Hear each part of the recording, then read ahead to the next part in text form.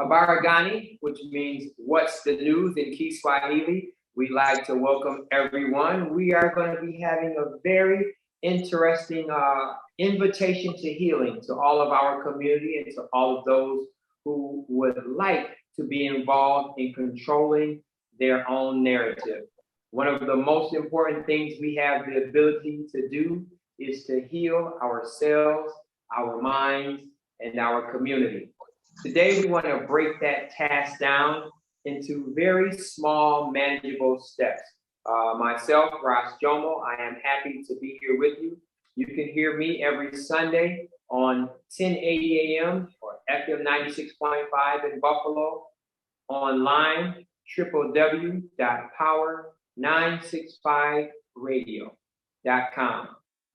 Access to Africa, we call it the few-hour holiday because we believe that everyone, no matter how hard you work, no matter how much is going on, you all deserve a time to refresh and rebuild yourself. So that is what we do every Sunday from 7 to 10. And what we would like to do is move into the next season of life, being in control of aligning ourselves to be more healthy mentally, more healthy spiritually, more healthy physically, in every aspect. We will probably get into finance and education as well, but every area of life where there's room for improvement and stability, we want to make sure that we're giving our community access to education on how to better our lives and how to help those around us. We're going to move very slowly. We want to move very cautiously so that we don't overburden you with things to do, but we also want to make sure we cast a wide path where everyone can pick up on something often to always make change for better. Inside of our community right now, we are in the year of 2021 presently. Some of the most social, some of the most political, and even environmental harms are happening in many inner cities all around America and many countries around the world. We are also living at a time in America where we have had one of the worst economic crises. We have had one of the most, globally, one of the most scaring health crises in the world since the Spanish flu. All of these realities are happening not individually or separately. They're all happening at the same time. Education to our young people and to those who are in school has been challenged in many ways. Many people are taking a social and emotional break from work. So as the world is changing, where do we go from here? Chaos or community? How do we hold on? We want to make sure, as we said before, that we do basic things. We're going to be talking about our minds, our bodies, our mental health, our social health. And this is where we're going to be moving forward to. So myself, Jomo, I would now like to pass the torch, and we are going to start off talking a little bit about medicine. We're going to talk about a doctor's perspective. So Dr. Francis Aloze, could you please introduce yourself to the audience? Thank you, Jomo. Welcome everyone to this excellent conversation. This is a very big opportunity, really, because one of the things I want to point out about the pandemic was the impact of misinformation on how the pandemic played out and how the pandemic is still playing out.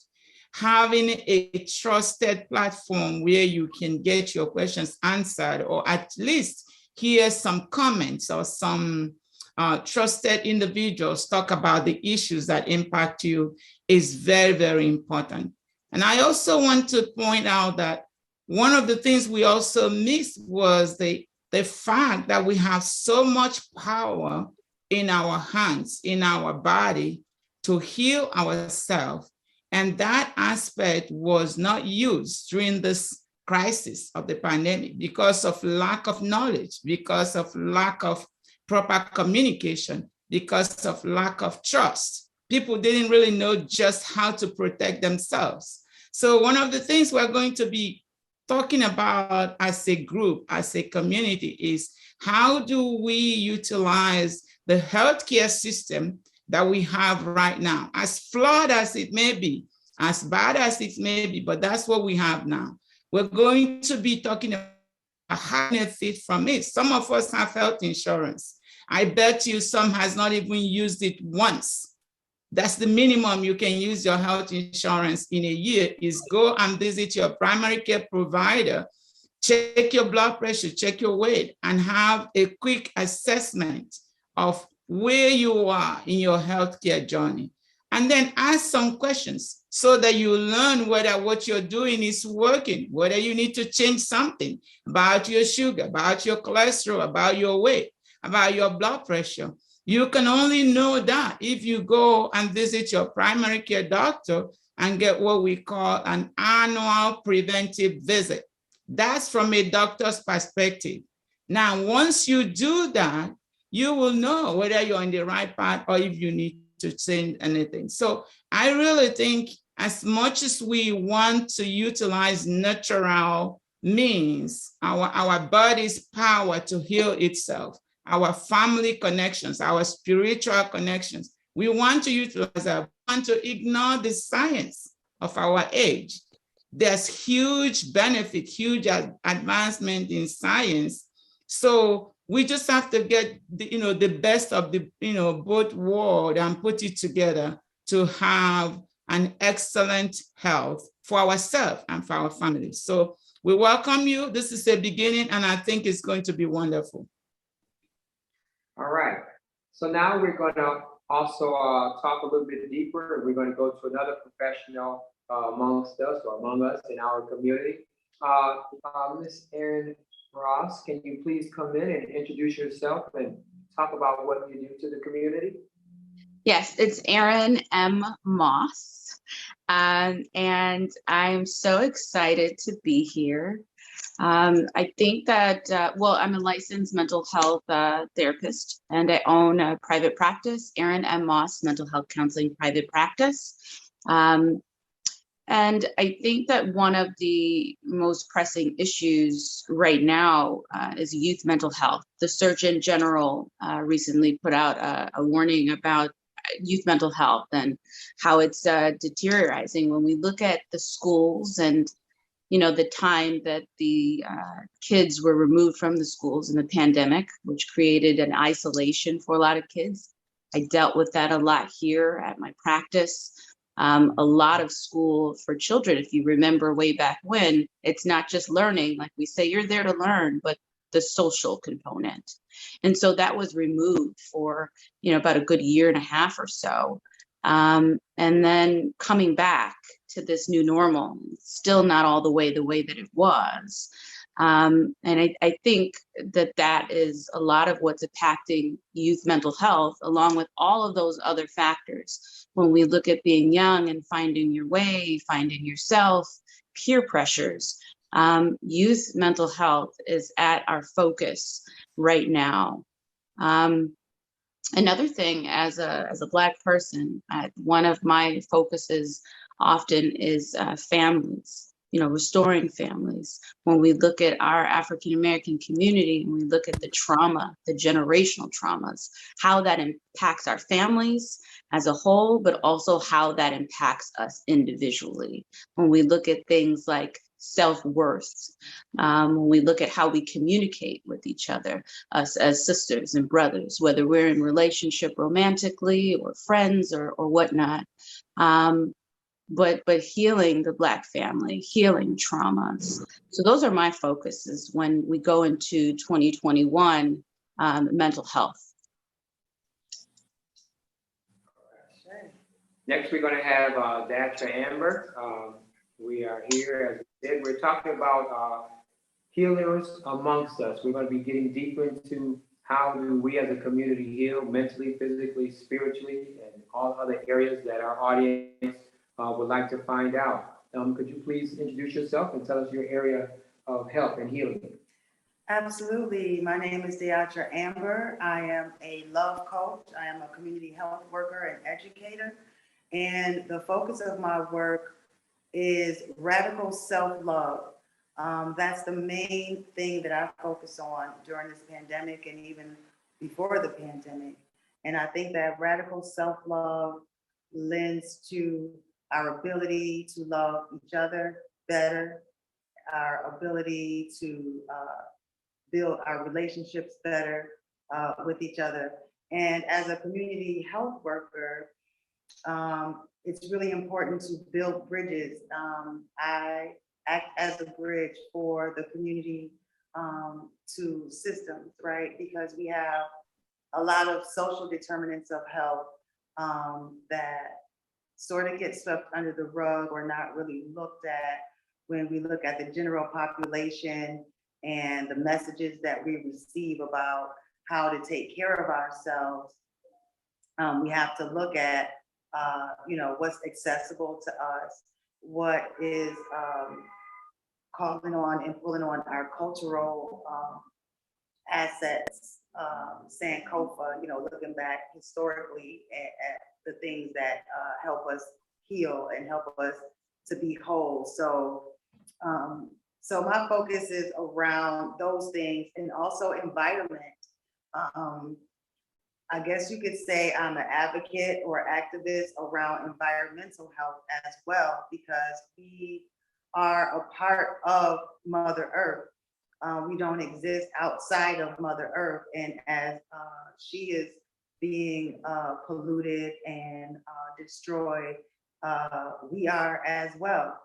So it's looking at all of those aspects and the intersection of those things, the racial issues, the different social constructs, as well as the financial, economic greed, capitalism. All of those things are really important when we look at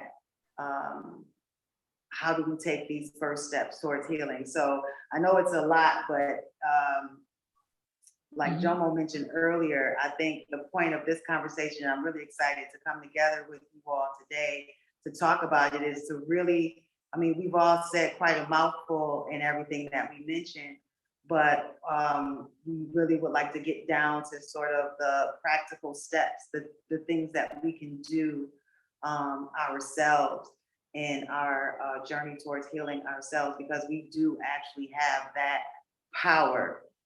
So today I would like to just empower everyone listening, so that they know that they themselves, ourselves, have the power to begin to heal ourselves.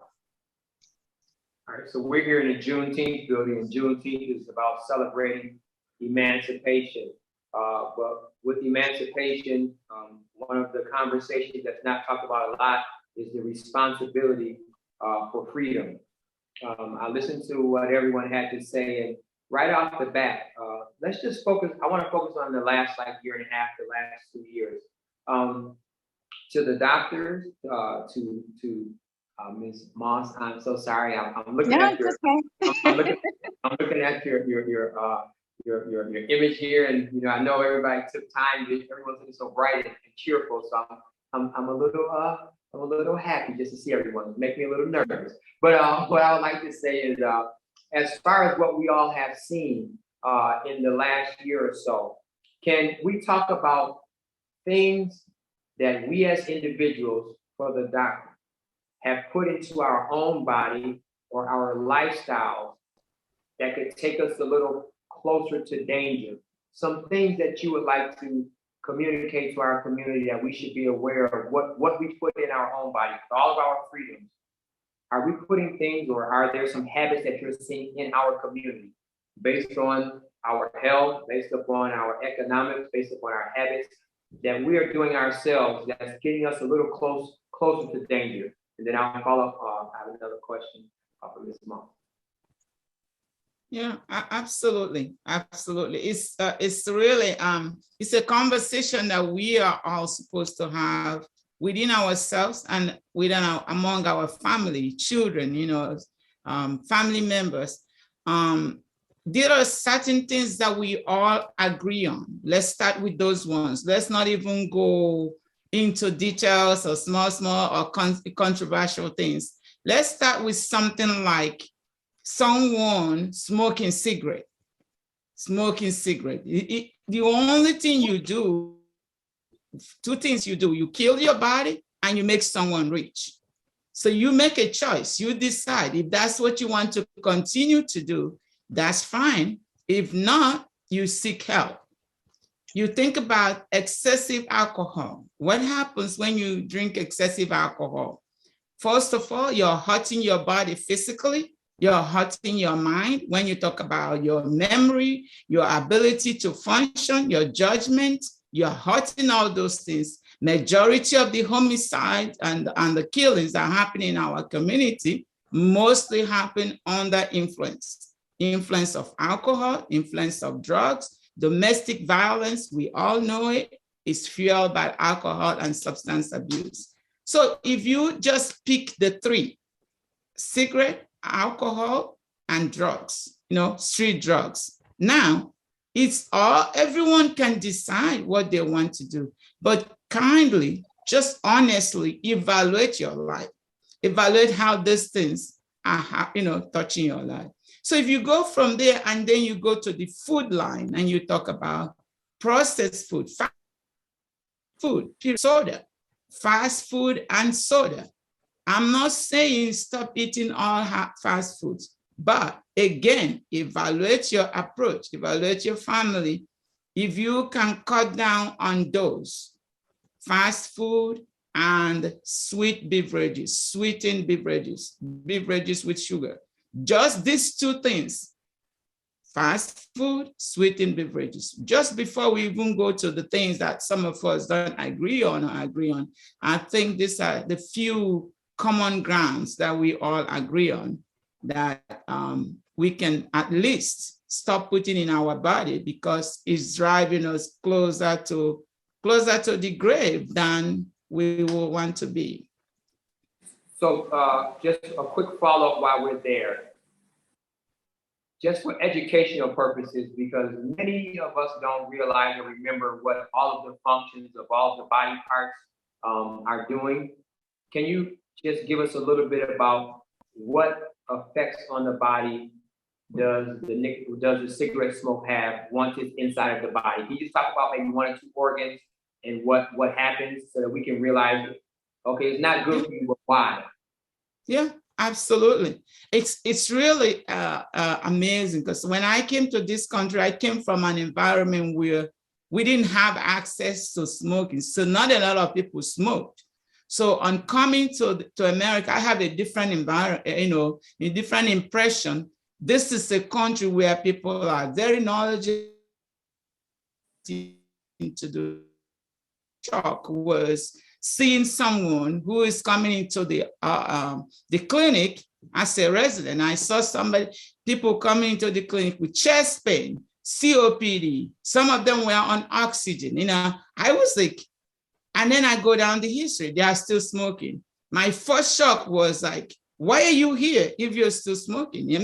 That's the first thing you have to get rid of, because this stuff kills your lungs. So I will ask my attending, why is the patient still smoking? He will say, well, we told them already, you just cancel them, don't even worry about it.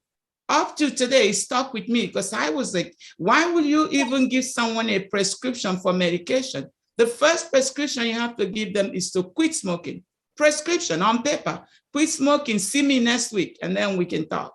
There's no room for you to be smoking and complaining about heart disease. So smoking, the smoke that comes out of cigarette has about 4,000 poisonous elements in it. They just haven't identified them. They identified about 4,000, but there's more than that.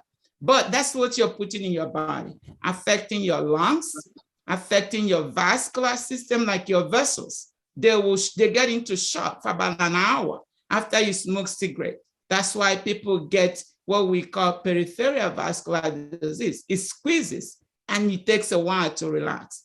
Your lungs, cancer, every single cancer you mentioned in the medical book, smoking is one of your first risk factors. Mm-hmm. So smoking cigarette affects your whole body, but the most prominent one we see is COPD for your lungs, your vascular system for heart attack, and then cancer for different types of cancer. So you do yourself a big favor if you can change that. About alcohol, alcohol, the main impact is on the liver. That's the one we see quickly, the liver. But remember, there's a type of dementia that is specifically caused by alcohol. So again, there's a lot of things alcohol does in your body. Malnutrition, there are certain elements in your body if you're drinking certain amount of alcohol. So once you go past that limit, the so-called healthy limits, it's really free fall. Anything can happen on your organs. So just these two. And then we talked about processed food last time. We talked about the ability of these substances to trigger inflammation in our body. A lot of medications that we prescribe to people can be eliminated. Actually, right now, studies are talking about 70 to 80% of the medications we prescribe to people could be avoided if we were eating the right thing.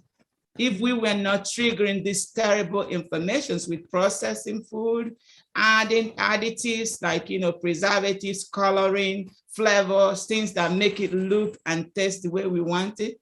All these things, our body sees it as something not healthy, so our body attacks it as inflammation. So what we eat is so huge. What we put in our mind, in our body is so strong that it's a good thing we're starting off this way, because it shows you how much we can share just on one topic.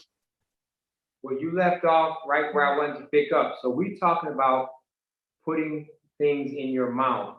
But what about the things that go into our mind, our psyche, and our environment?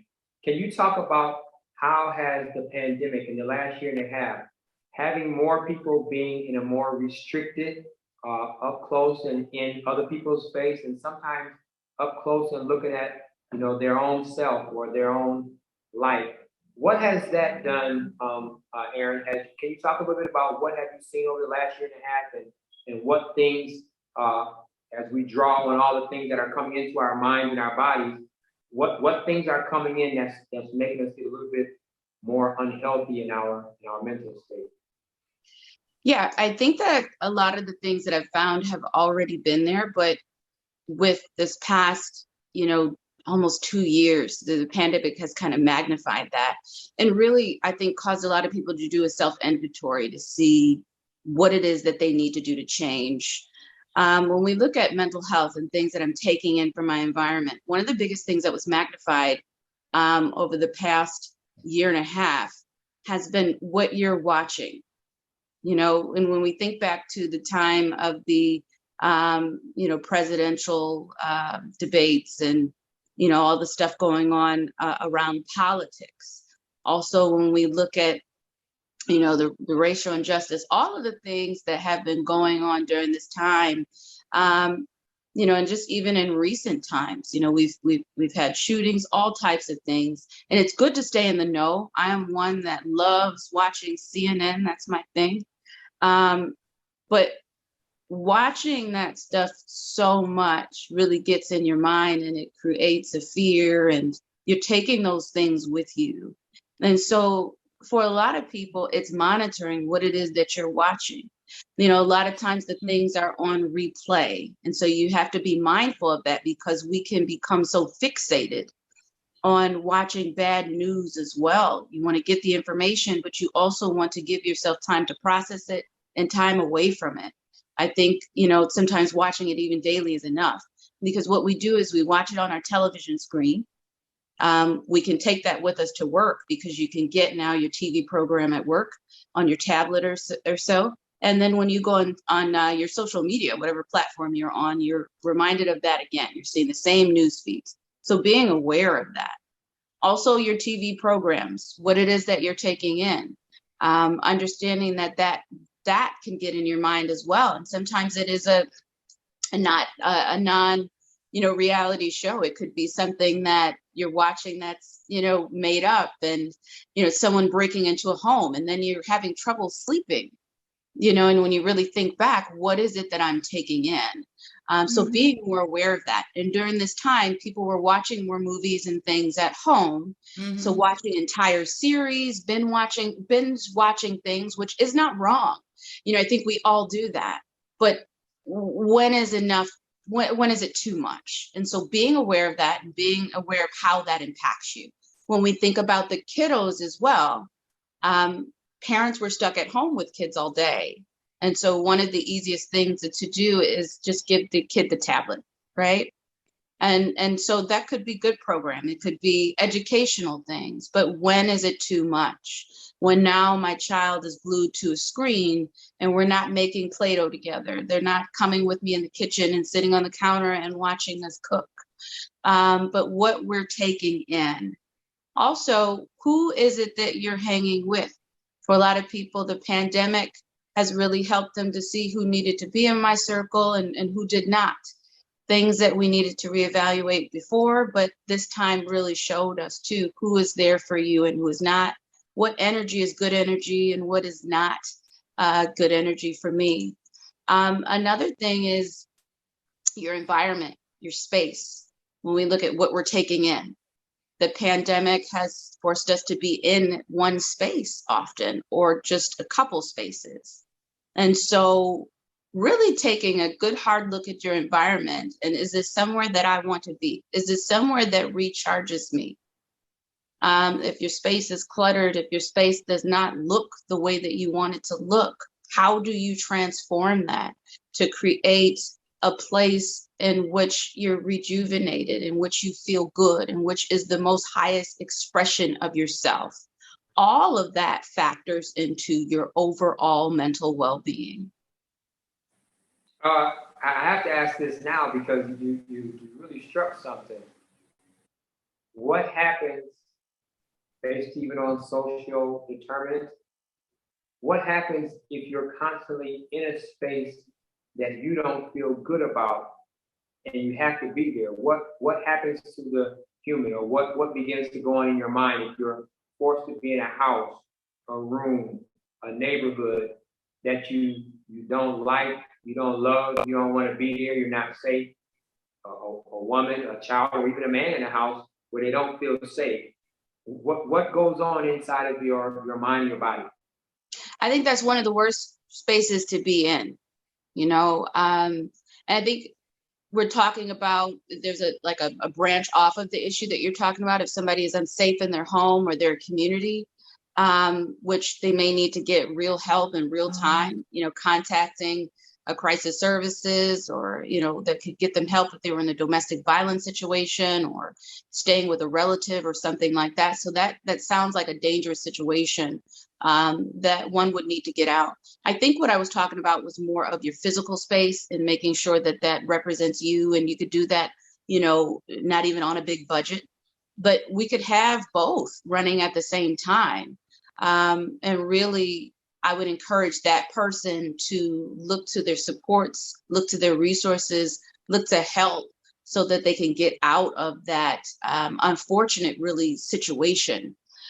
So we're talking about that, or you're talking about that, which is pretty extreme. And some folks really are going through that. And I would encourage them to get the support. Maybe we can link, you know, to this, some places that they can get help. You know, the part a little off from that is I'm in a not good situation, but I'm not in danger, right? And so maybe I'm not getting along with my spouse, or maybe, you know, my kid is got some behavioral issues going on. We're sharing a space. And so that's why it's important too, in a home, to have your own separate spaces, if you're blessed to have that, creating that, you know, making safe spaces within your own living environment is really good as well. You know, and so I hope that answers your question somewhat. So 3 categories.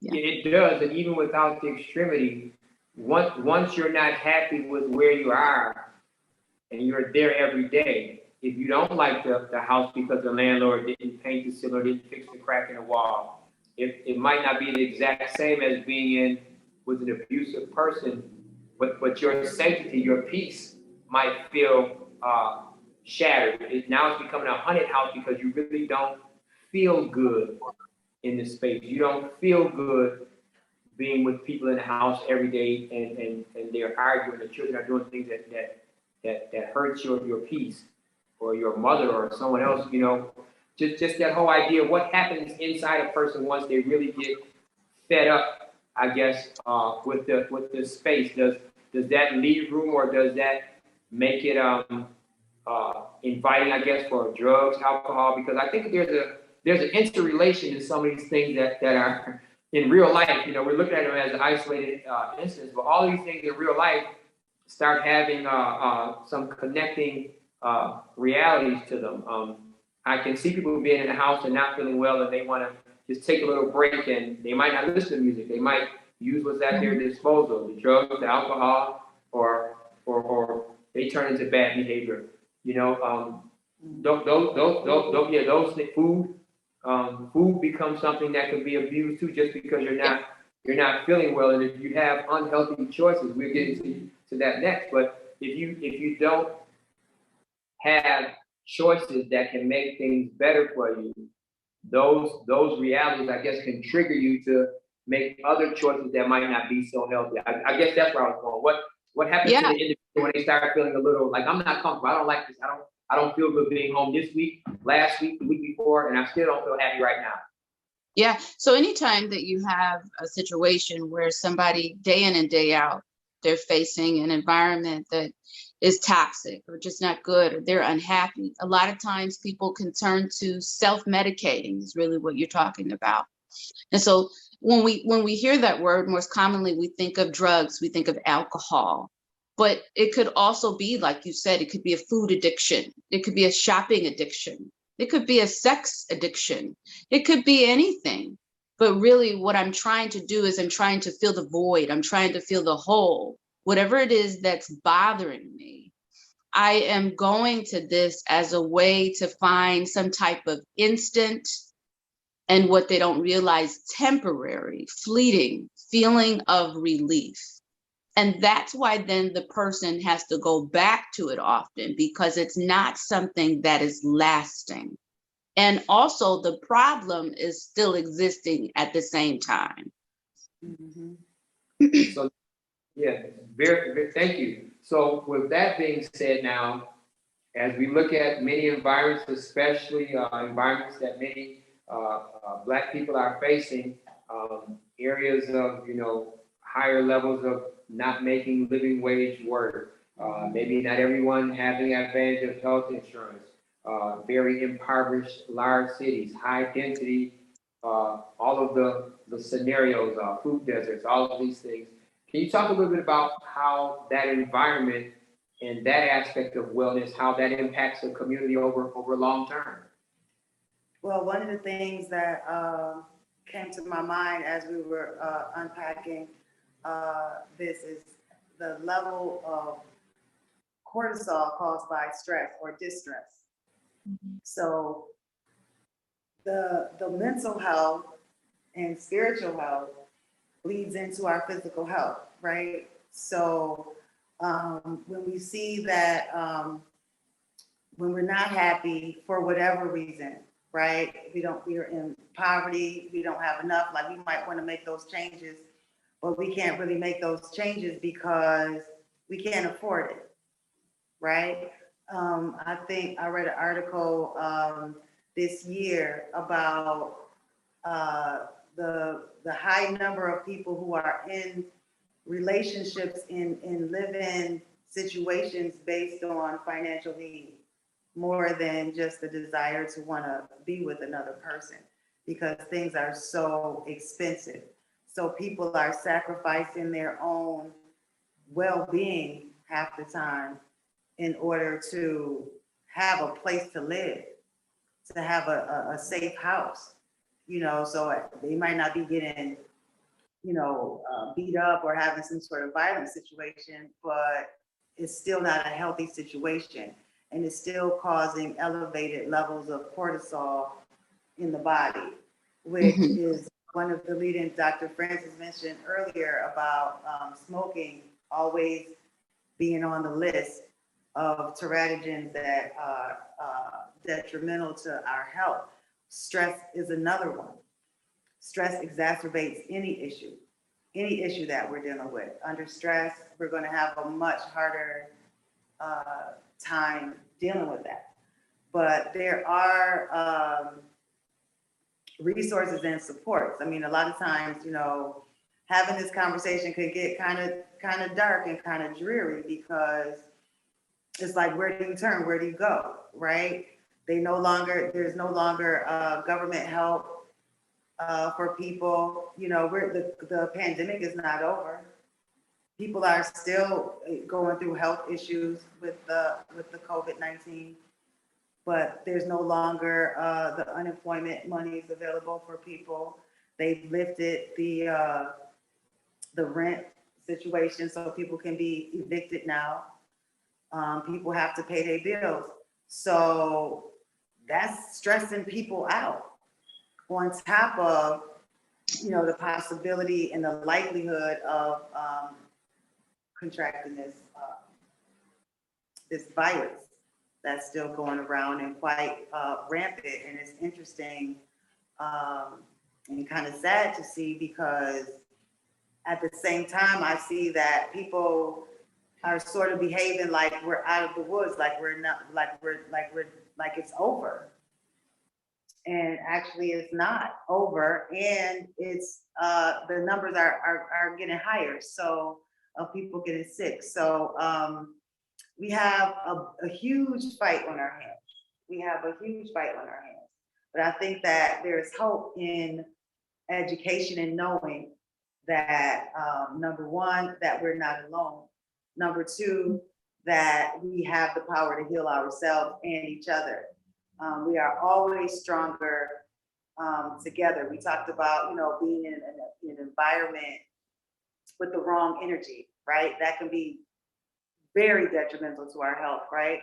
To be around the wrong people. But on the flip side, to be amongst the right people is everything, right? People that you actually are learning from and able to practice healthy habits, to create and practice healthy habits. So I think that as we turn this corner and begin to look at, where we're at, where do we go from here?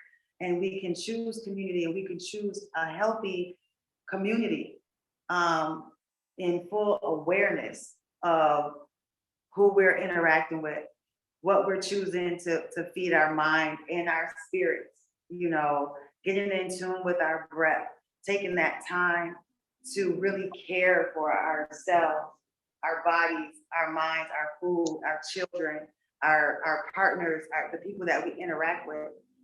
It's not as far-fetched or difficult as it might seem at times to So practice. we are specifically talking now, it winds in a little closer because we have not talked about the amount of people who have become sick, the amount of people who have family members who have become sick, the amount of people who have family who have become sick, and people who have lost their lives.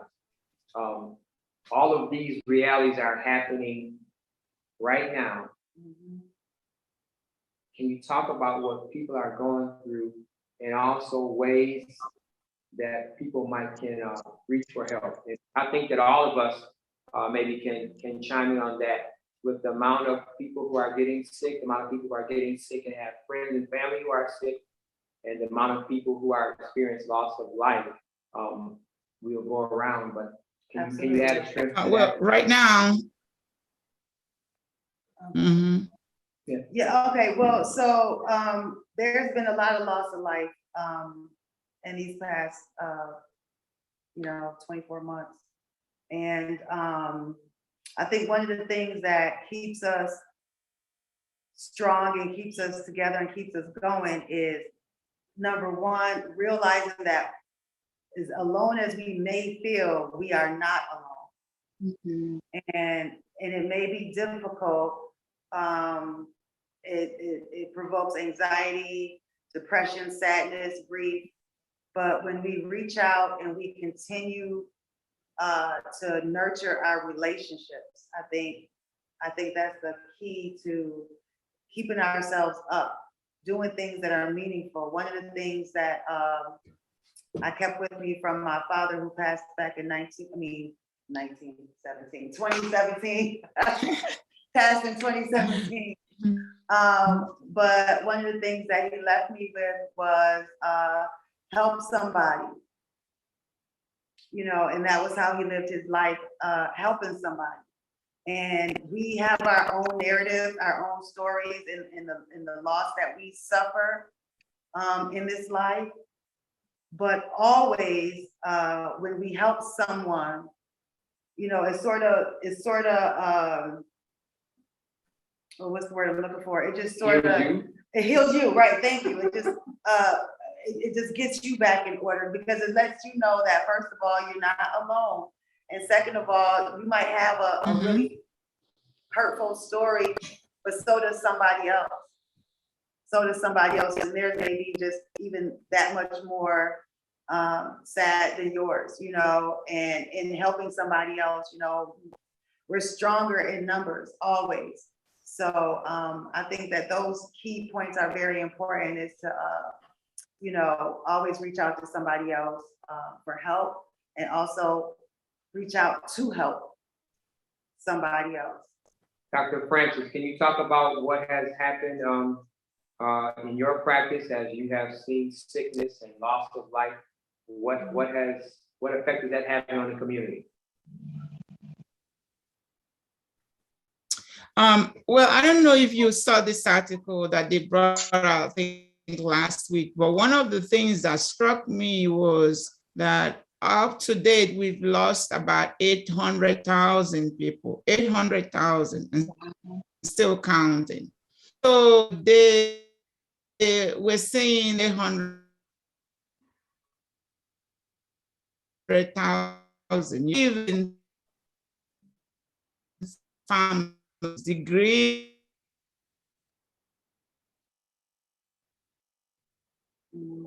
Grieving king, they is actively impacted, grieving in one way or the other. But we know that is more, because some of us are connected by family. We're connected like in the church, in the community. So it's really hard to imagine how many people who are hurting. We've seen very high number of depression in the primary care setting. And Erin, you can attest to this more, but mental health, depression, suicide, substance abuse has never been this high.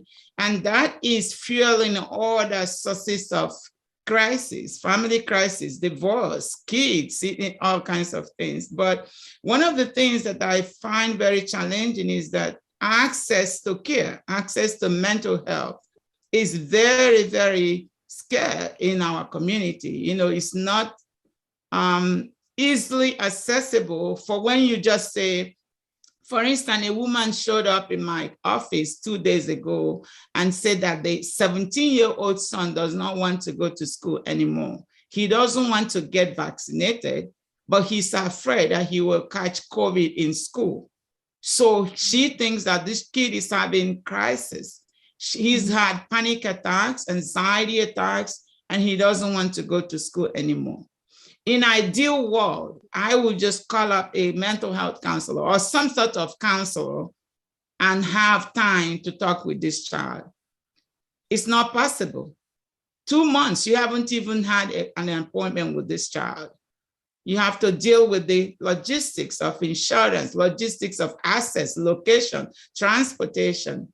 So it's really a very, very difficult time for people. Not only do we have more people seeking mental health, we have less people available to provide the services. So this brings it back to us, taking responsibility, being able to do certain things on our own to strengthen our body and mind. So we're not depending all like 100% on the system. So yeah, there's increase in depression. And when I had that number, 7.something million people actively grieving for the 800,000 people who passed, it was like, wow, this is how big this tragedy has been. Erin, can you add to that? And what do you guys see? Yeah, that number was just striking. And thank you, Dr. Francis, for providing that, and also all the work that you're doing really on the ground and helping people, that are sick, that are coming in every day. I know you and I have been corresponding and things about that, but the physical health and the mental health crisis is huge when we talk about the pandemic and how it's impacted people. You're right. It is hard to secure services.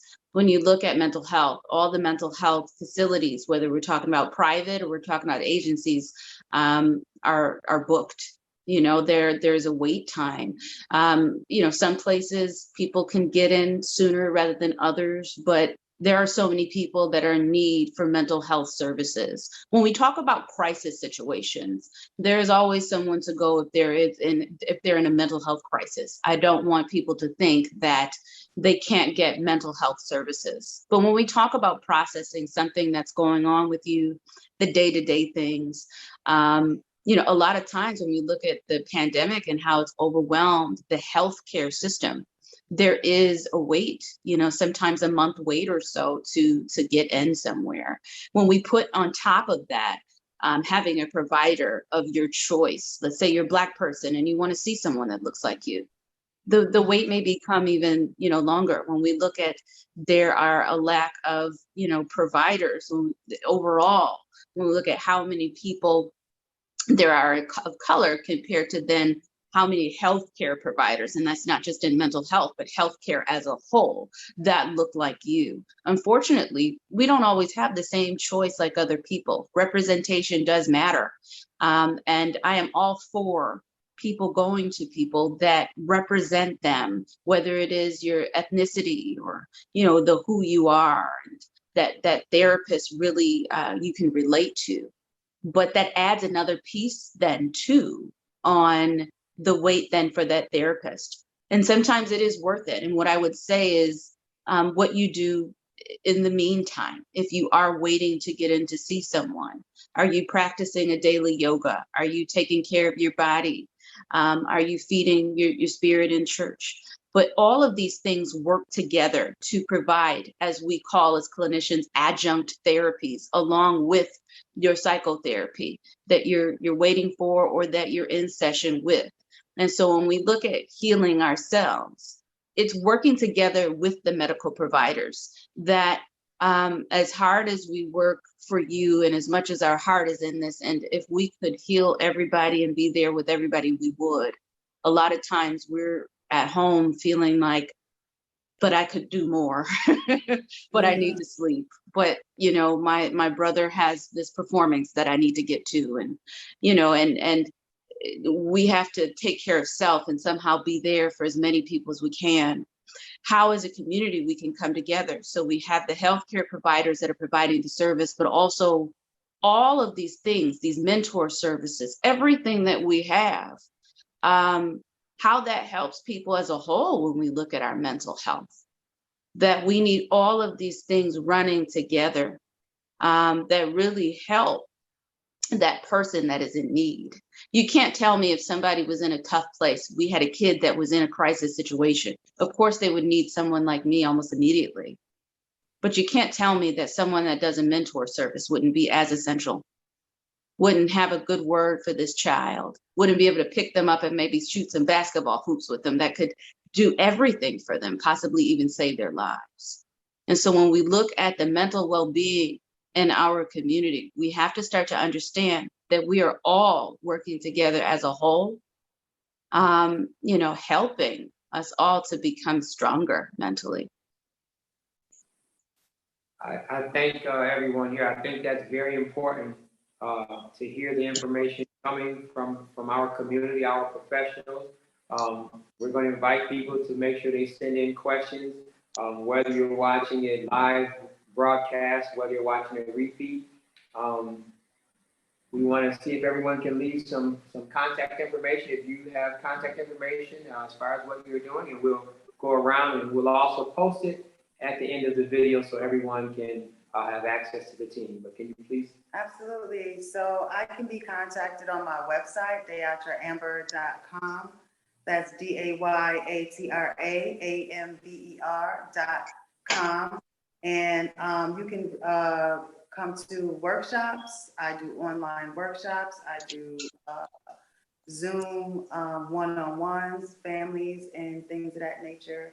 So any type of support that you might need. I can also be a sort of wraparound service kind of person, and link you to the right services that you might need if I cannot fill those for you. So, talking about the healing and Rafa, Dr. Francis, can you please give people access to your information? Yeah, we are family medicine.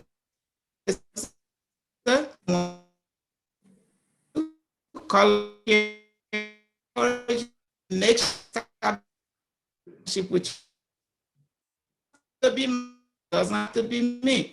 Get yourself a primary care provider, because you don't want to wait till you're sick and you're calling around as a new patient. That's one of the problems that we had. And just like Erin said, your pediatrician, your primary care provider, can get you started while you're waiting for a mental health provider. But when you don't have a pediatrician, you are on your own trying to figure out this system. You don't know how serious. You don't know if the child should be in crisis or should be, be calling an ambulance. You really don't know. But when you have a primary care physician, a pediatrician to deal with your teenage child, it may go a long way until you get in with a mental health provider. So call us. We're taking new patients. I really think everybody already has their primary care provider right now, because we talked about it so much in the last year. However, if you're still looking, give us a call. Rafa Family Medicine, 200-4122. Thank you. That's 716-200.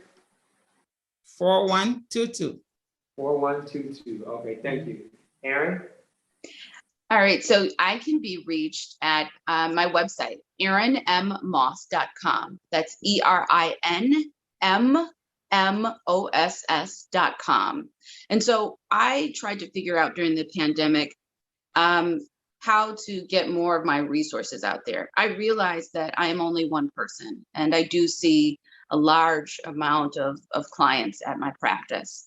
But I have put out blogs, writing that I'm doing on my own, for free, things that, could be inspiring or provide a resource right there on my website that I've been making sure that I do routinely as a way to give back to others. And I also do a lot of community speaking, which you can, find those right directly on my website.